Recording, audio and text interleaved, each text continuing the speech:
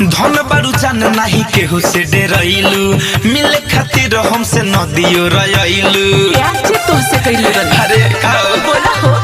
धन बारू जान नहीं केहू से डरैलू मिले खातिर हमसे नदियो रयलू चल बात कइल जाओ सबके नियर नियर नियर डियर पेन के फारा के आइलू पियर ये जन हैप्पी न्यू ईयर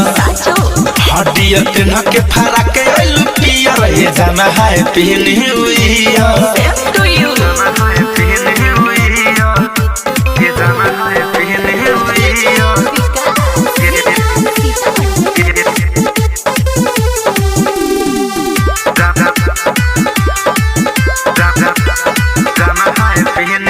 नया साल में नया ग्रीटिंग करत रहे तो से वेटिंग रे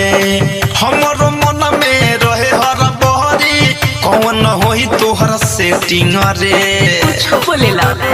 ए करे जा नया साल में नया ग्रीटिंग करत रहे तोहर वेटिंग रे हमरो मन में रहे हर बहरी कौन होई तोहर सेटिंग रे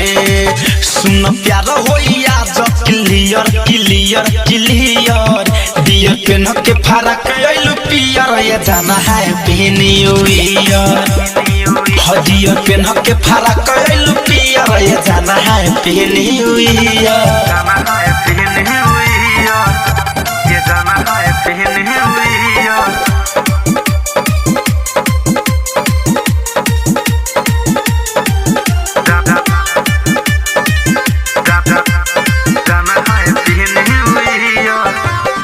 जाके सखी से नहीं बतई हो दिल के कवनो बात हो